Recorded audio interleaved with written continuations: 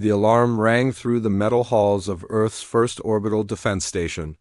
Commander Jake Morrison jumped from his chair and ran to the main control room.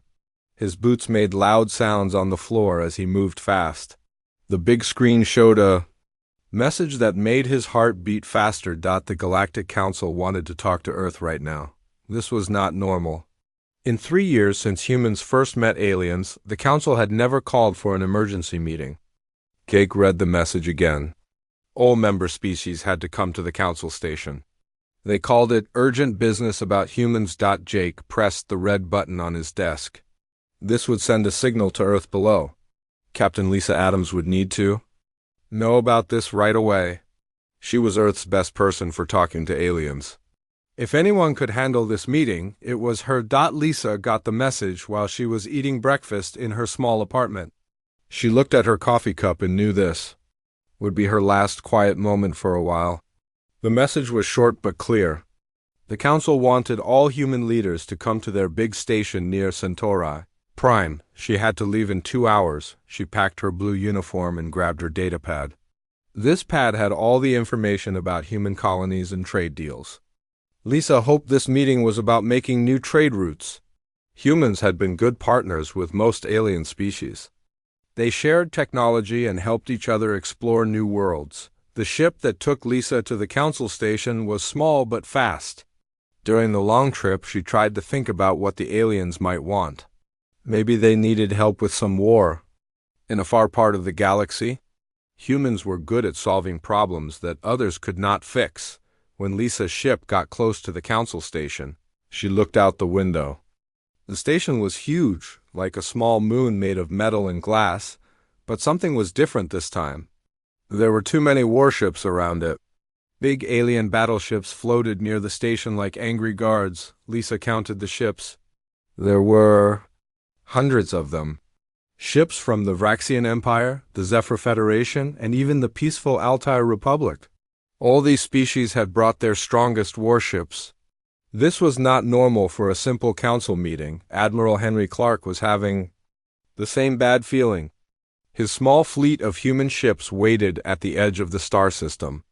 The council had told them to stay far away from the station. They said it was for security reasons. Henry did not like this at all. Henry's ships were not big or strong like the alien warships. Humans had focused on making fast ships for exploring, not fighting. His biggest ship had only 50 people on it. The alien ships had thousands of fighters and soldiers. Lieutenant Commander Ryan Bell stood next to Henry on the bridge. Ryan was young but smart. He had been watching the alien ships move around the system. Something was wrong with how they were positioned. It looked like they were trying to block all the ways out of the system. Back on the council station, Lisa walked through the long halls toward the main meeting room. Usually, alien scientists and diplomats would say hello to her. They had become friends over the past 3 years. But today, no one looked at her. They all walked fast with their heads down. Dr. Susan Wright was also confused. She had been working with alien scientists on the station for 6 months. They had been studying new planets together and sharing research. But yesterday, all her alien friends had stopped talking to her. They would not answer her messages or come to meetings. Susan tried to call her research partner, a Zephyr scientist named Crevier. The call would not go through. She tried to send a message to Earth to ask for help. That would not work either. All human communication systems on the station had stopped working. The main council chamber was a round room with seats for all the member species. Lisa took her place at the small human section. She looked around and saw representatives from 43 different alien species. They all stared at her with expressions she could not read. Counselor Zethka of the Vraxian Empire stood up to speak. The Vraxians looked like tall lizards with 4 arms and red eyes. Zethka was old and had been on the council for many years. He had always been polite to humans before. Today, Zethka's voice was cold and angry. He activated a large screen that showed pictures and videos. Lisa watched with growing horror as she saw what looked like human military exercises. But the videos had been changed to make humans look aggressive and dangerous. Zethka spoke about human expansion into new star systems. He made it sound like humans were invading these places instead of building peaceful colonies. He showed pictures of human factories and called them weapons production sites. Everything was twisted to make humans look bad. The other council members nodded as they watched. Some species that had been friends with humans now looked at Lisa with fear and anger. She wanted to stand up and explain that the videos were lies, but Zethka kept talking. He said humans learned technology too fast. He said they grew their population too quickly. He said they asked too many questions and did not follow the old ways that had kept the galaxy peaceful for thousands of years. Lisa felt sick as she realized what was happening. This was not a meeting to solve a problem. This was a trial, and humans had already been found guilty.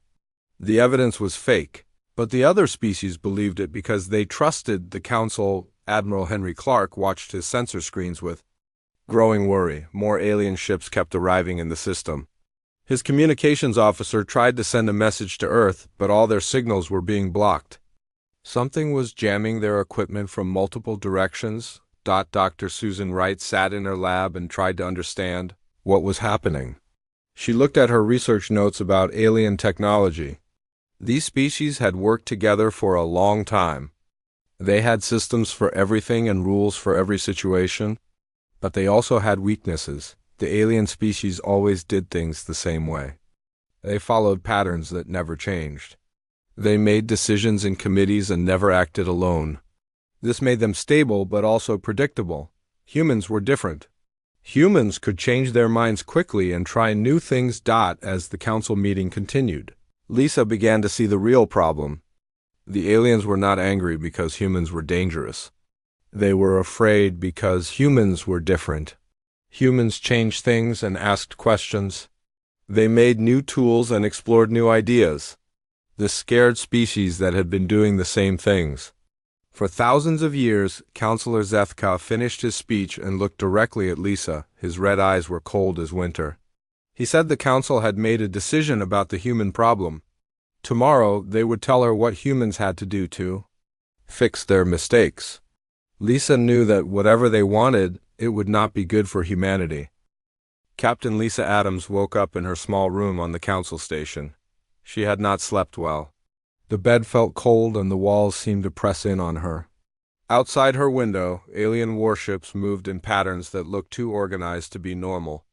Security. She tried to send a message to Earth using her personal communication device. The screen showed an error message. She tried again with different settings. Nothing worked. All human communication systems had been cut off from the rest of the galaxy. Lisa walked to the main communication center of the station. The alien technicians looked away when she entered the room. She asked them to help her contact Earth. They said the systems were broken and needed repairs.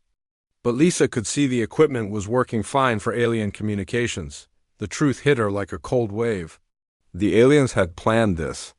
They had been working together to cut off human contact with Earth. Now no one on Earth would know what was happening at the council meeting.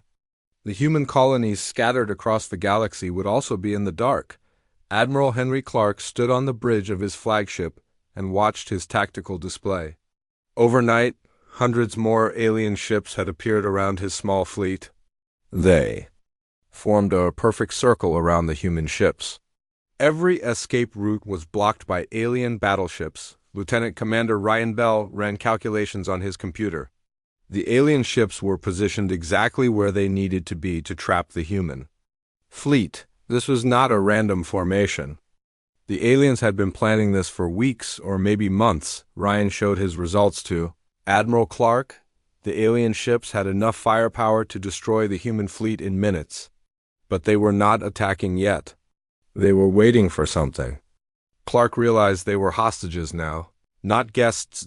Clark tried to contact the council station to talk to Captain Adams. His communication officer shook his head. All channels to the station were jammed.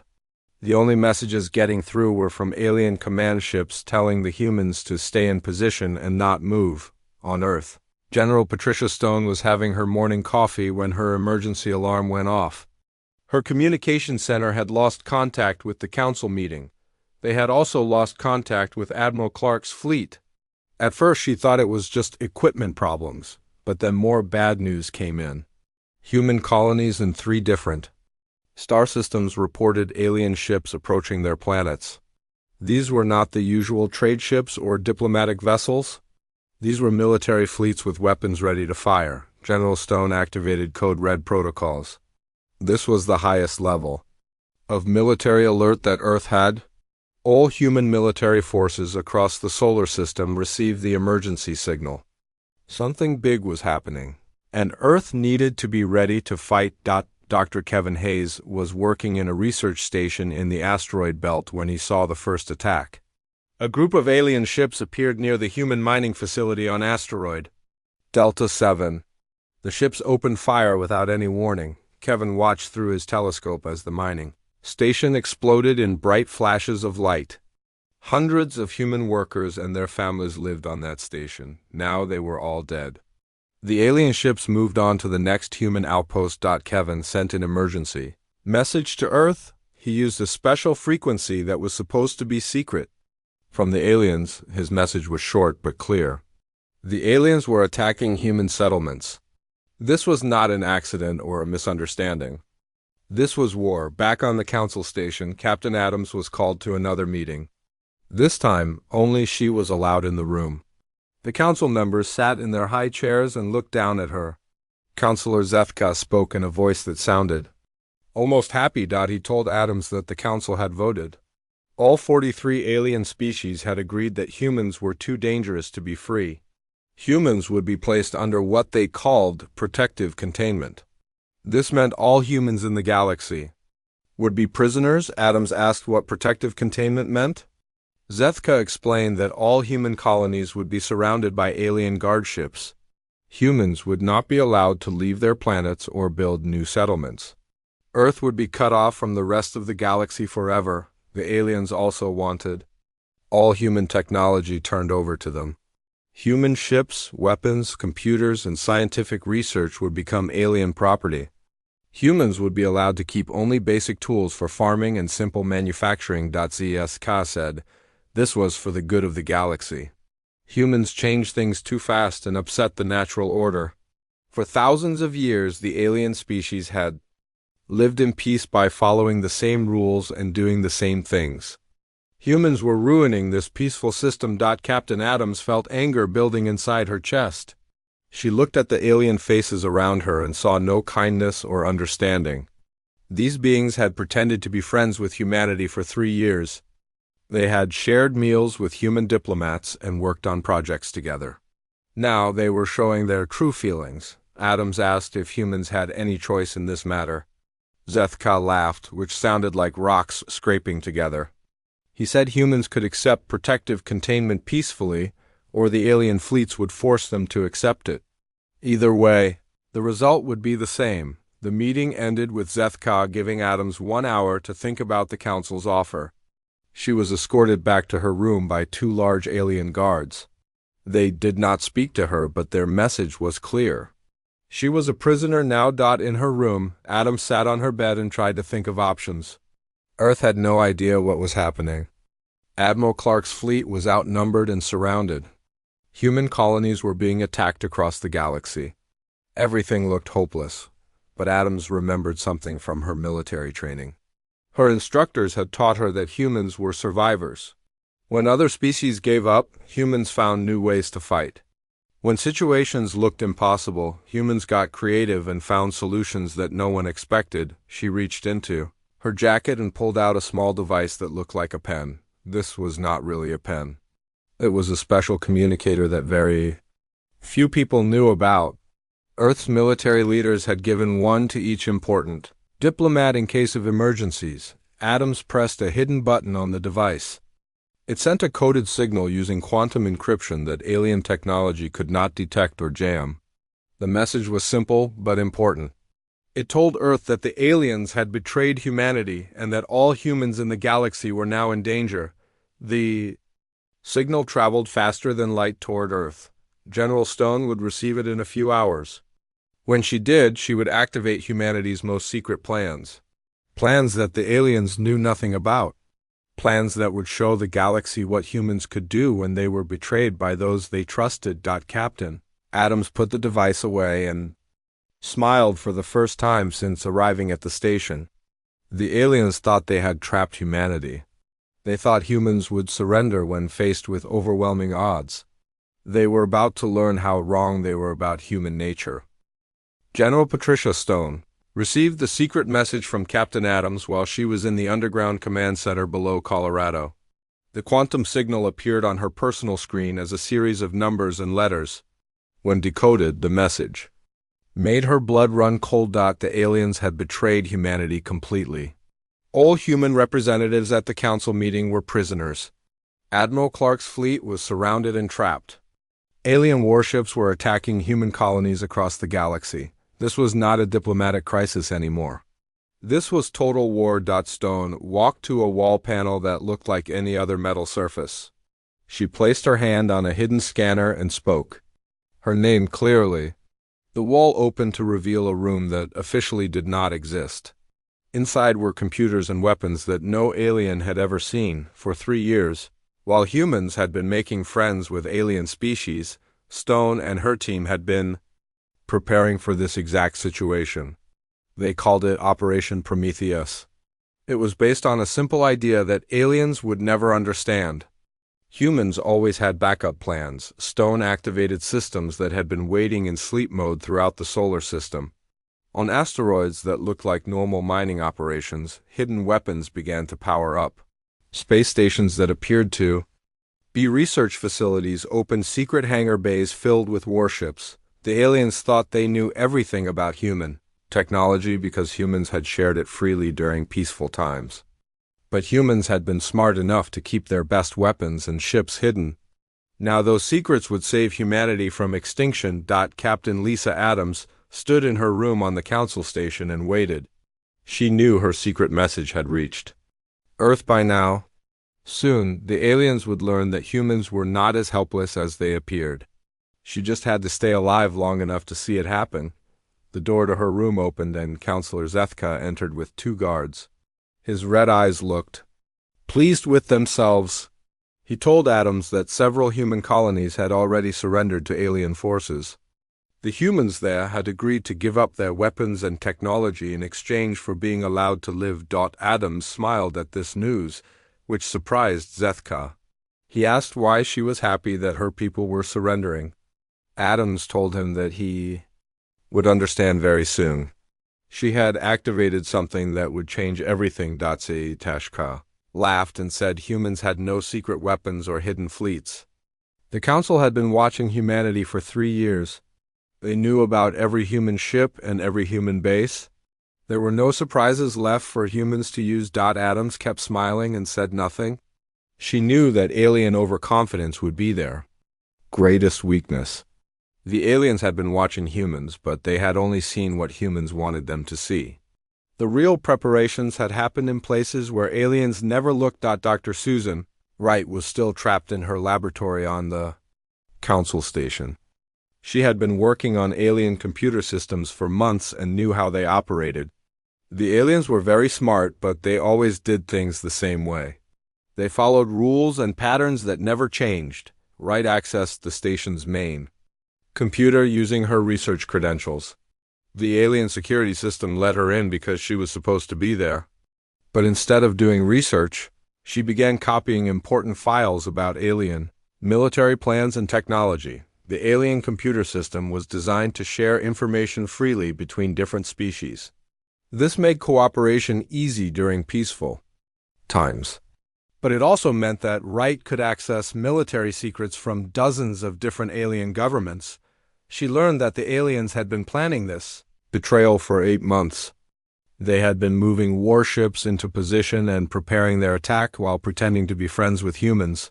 The level of deception was incredible. Wright also discovered something that made her heart race with excitement. The alien alliance was not as strong as it appeared. Many species had joined the attack on humans only because they were afraid of being targeted next. They did not really want to fight. Admiral Henry Clark was running out of time. The alien ships around his fleet were getting closer and their weapons were charging up. His communications officer suddenly picked up a signal from the edge of the solar system. It was using old human military codes. The signal told Clark to hold his position for 30 more minutes. Then he should prepare for something called Thunder Protocol. Clark did not know what Thunder Protocol was, but he trusted the people who had sent the message. Lieutenant Commander Ryan Bell was monitoring alien communications when he noticed something strange. The alien fleet commanders were getting worried reports from other parts of the galaxy. Human settlements that had appeared to surrender were now fighting back with weapons that should not exist on asteroid Delta 7, where Dr. Kevin Hayes had watched the mining station get destroyed. Something impossible was happening.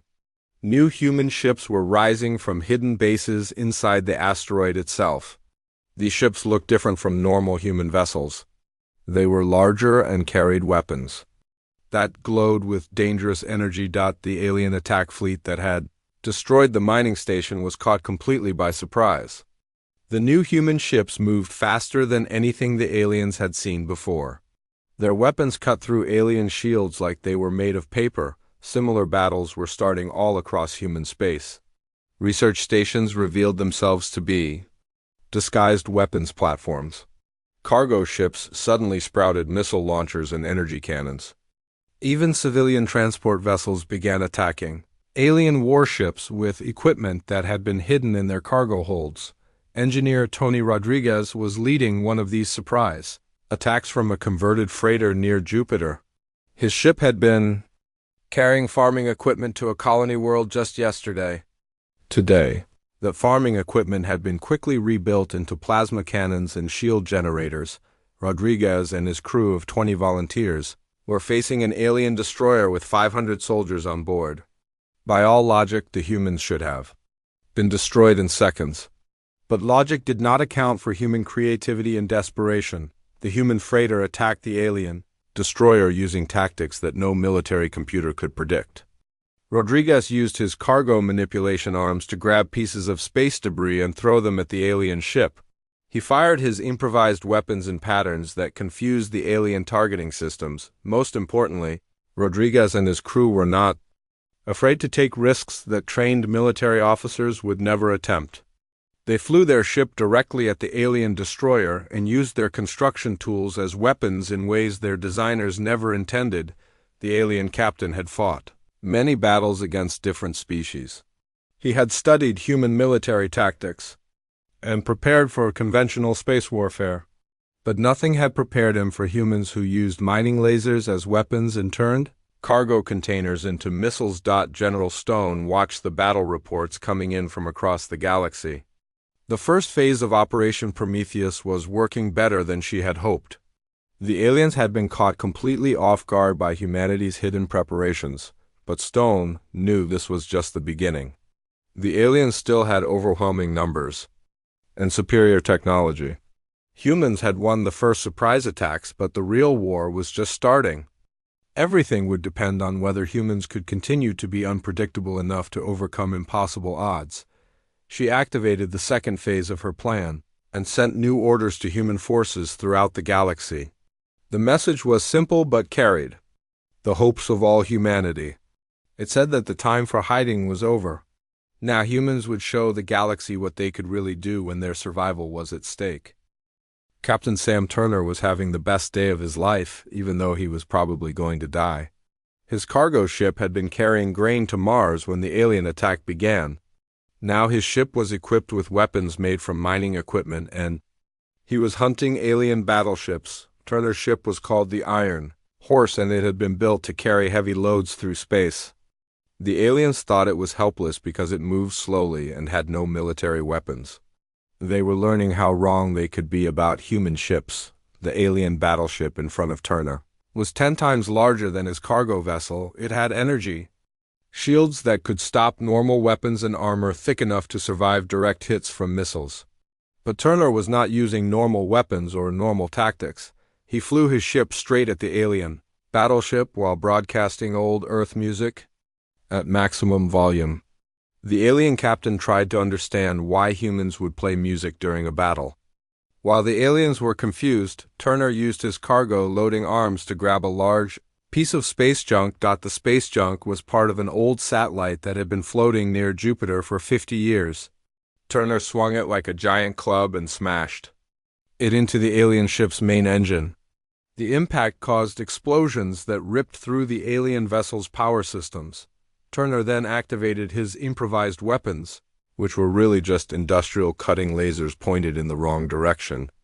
The beams sliced through the alien ship's hull in places where their shields could not protect them. Within minutes, the mighty alien battleship was drifting helplessly through space. Dr. Susan Wright had escaped from her laboratory on the Council station using a plan that no alien could have predicted. She had told the guards that she needed to check on her research equipment in another part of the station.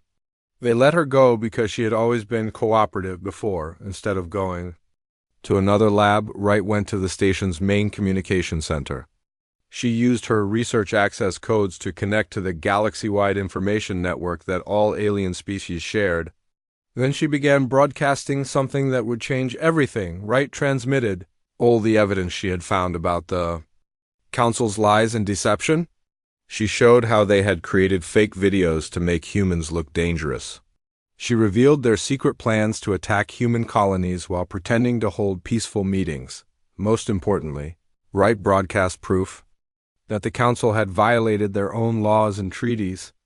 The Alien Alliance was supposed to make decisions together and never attack member species without fair trials.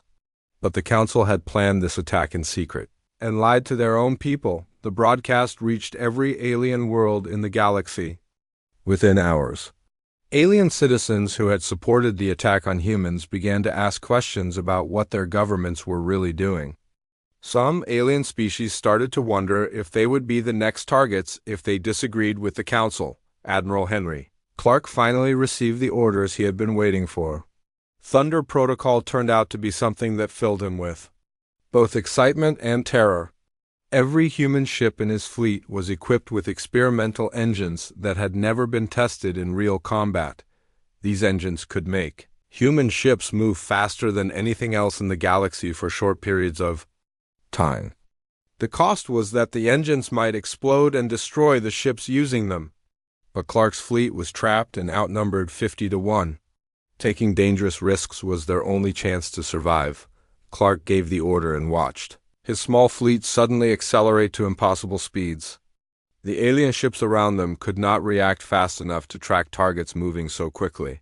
Human vessels that had been trapped in the center of an alien formation were suddenly outside the enemy formation and free to maneuver. Lieutenant Commander Ryan Bell used the confusion to target the alien command ships with everything his vessel could fire. His weapons were not powerful enough to destroy the large alien vessels, but they could damage communication equipment and sensor arrays. Without their command ships coordinating the attack, the alien fleet began to make mistakes. Some alien ships fired at positions where human vessels had been instead of where they were now. Other alien ships got in each other's way as they tried to chase targets that moved too fast to follow. Major Julie Foster was leading a ground assault on an alien communication relay on the moon of Titan. Her team of 50 Marines was facing an alien garrison of 300 soldiers. The aliens had better weapons and stronger armor, but they had never fought humans before. Foster's Marines used the low gravity of Titan to move in ways that alien soldiers could not copy. They jumped over alien defensive positions and attacked from directions that the aliens had thought were impossible. They used explosives to collapse tunnels and create new passages through the alien base. The alien soldiers had been trained to fight against other alien species that used predictable military tactics. They expected enemies to attack in formation and follow standard battle plans. Human Marines did not follow any rules except winning the fight. Foster's team captured the communication relay in 6 hours instead of the 3 days that military computers had predicted. They immediately began using alien equipment to coordinate human attacks across the solar system.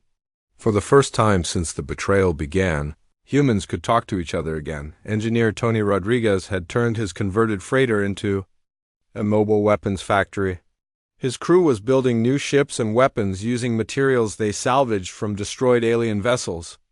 Every piece of alien technology they captured was quickly modified to work better than its original designers had intended. Rodriguez discovered that alien technology was very advanced but also very rigid. Alien engineers built things to work in specific ways and never considered other possibilities. Human engineers looked at alien equipment and immediately saw dozens of ways to improve it. The humans began producing hybrid ships that combined human creativity with alien technology.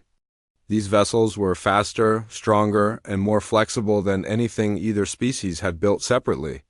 Most importantly, they were completely unpredictable to alien tactical computers. Counselor Zethka was beginning to panic as reports reached him from across the galaxy. The human resistance was growing stronger instead of weaker. Alien species were starting to question the Council's actions. Some alien worlds were even refusing to send more ships to fight against humans. Zethka had planned for human surrender within days of the attack. Instead, humans were fighting harder than any species the aliens had ever encountered. They seemed to get more dangerous the worse their situation became. This was not how defeated enemies were supposed to behave. The Council called an emergency session to discuss what to do about the human problem that was becoming bigger instead of smaller. For the first time in thousands of years, the alien leaders were facing an enemy that refused to follow the rules of civilized warfare. Captain Lisa Adams watched the emergency session from her prison cell through a security monitor. She could see the fear and confusion on the alien faces as they tried to understand what was happening. They had expected to crush humanity easily and return to their peaceful, predictable lives. Instead, they had awakened something in humans that they did not know existed. The alien betrayal had united humanity in a way that nothing else could have achieved. Every human in the galaxy now knew that their survival depended on fighting with everything they had. Adams smiled as she realized that the Council's plan had failed completely. They had wanted to contain human unpredictability, but instead they had unleashed it on the entire galaxy. The day the Galactic Council betrayed humanity was becoming the day they destroyed themselves. The Galactic Council's worst nightmare was coming true. 3 alien species had already pulled their fleets back from the war against humans. The Altai Republic announced they would no longer attack human colonies. The Zephyr Federation recalled their ships to defend their own worlds. Even some Vraxian commanders were refusing orders from Counselor ZS-God. Captain Lisa Adams heard the commotion outside her prison cell as alien guards ran through the corridors of the Council station. Emergency alarms were ringing throughout the massive structure. Through her small window, she could see alien ships fleeing the station as fast as their engines could carry them. The door to her cell opened, and Dr. Susan Wright stepped inside with a human security team. Wright was holding an alien energy weapon and wearing the uniform of a Council security officer. She smiled at Adams and said it was time to leave this place forever. Wright explained that she had convinced several alien species to join the human side by showing them proof of the Council's lies. These alien rebels had helped her take control of the station's security systems. Now they controlled the most important communication hub in the galaxy. Adams and Wright walked through corridors filled with confused alien technicians and frightened Council members. The rebellion was spreading faster than anyone had expected. Alien species that had been oppressed by the Council for centuries were finally fighting back. They reached the main communication center where Wright began broadcasting a new message to the entire galaxy. This message was not about human innocence or alien guilt. Instead, it was an invitation for all species to join together in building something better than the old Council system. Admiral Henry Clark received this message while his fleet was approaching the Council's capital world. His small group of human ships had grown into a massive armada that included vessels from 12 different alien species. These aliens had decided that humans offered a better future than the Council's rigid control. The capital world was protected by the largest space fortress ever built. It had weapons that could destroy entire fleets and shields that had never been broken in 3,000 years of galactic history. But the fortress had been designed to fight traditional enemies that followed predictable attack patterns, Clark's combined fleet did not attack the fortress directly. Instead, they began doing something that confused the alien defenders completely. Human engineers worked with alien scientists to build new weapons that had never existed before.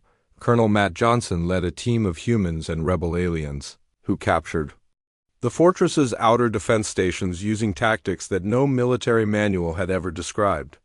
They used cargo ships to ram through energy barriers and modified mining equipment to cut holes in armored walls. The most shocking moment came when engineer Tony Rodriguez landed his converted freighter directly on the fortress's main control tower. His crew used construction tools to break through the tower's walls while alien defenders tried to understand how a cargo ship could be used as an assault vehicle. Inside the fortress, Rodriguez's team found something that changed everything. The Council's central computer contained records of every decision made by the galactic government for the past 5,000 years. These records showed that the Council had been lying to their own people about many things, not just humans. The computer files revealed that the Council had been suppressing scientific research that could have made life better for billions of beings. They had prevented the development of new technologies that might have changed the balance of power in the galaxy. They had even hidden the existence of habitable worlds to maintain control over population growth. Rodriguez broadcast these files across the galaxy while his team held the control tower against desperate alien counterattacks. The revelations destroyed what remained of the Council's authority. Alien species that had supported the war against humans began turning their weapons against Council forces instead. Captain Sam Turner was leading the final assault on the Council's main fleet when something unexpected happened. The alien admiral commanding the Council forces sent a message asking for terms of surrender. Turner could hardly believe what he was hearing. The alien admiral explained that his fleet no longer wanted to fight for a government that had been revealed as corrupt and dishonest. Many of his ships had already switched sides to join the rebellion. He was willing to surrender if the humans promised fair treatment for his remaining forces. Turner accepted the surrender and invited the alien admiral to join the growing alliance against the Council. This was the moment when everyone realized that the war was really over. The Council had lost not because they were defeated in battle, but because they had lost the support of their own people. Dr. Susan Wright stood in the main chamber of the Council station and watched as the last Council members were escorted away by security forces from their own species. Councilor Zethka was among them, his red eyes no longer looking proud and confident. Wright had become the temporary administrator of the station, while representatives from all species worked together to create a new form of galactic government. This new government would be based on cooperation instead of control, and freedom instead of rigid rules. The transformation was happening faster than anyone had imagined possible. Alien species that had been enemies for centuries were working together on projects that would benefit everyone. Scientists from dozens of different worlds were sharing research that the Council had kept secret for thousands of years. General Patricia Stone received reports from across the galaxy about the changes taking place. Human colonies that had been under attack just days before were now receiving aid from alien species who wanted to make up for their government's mistakes. Trade routes that had been closed were reopening with better terms than ever before. Stone realized that humanity had gained something more valuable than military victory. They had earned the respect and friendship of species across the galaxy by showing that cooperation was stronger than domination. The human values of adaptability and innovation were spreading to other civilizations. Captain Lisa Adams became the first human member of the new Galactic Assembly that replaced the old Council. This assembly made decisions together instead of having one group control all the others. Every species had an equal voice in determining the future of the galaxy. The irony was not lost on anyone who understood what had really happened. The Council had tried to destroy humanity because they feared human influence would change their perfect, stable system.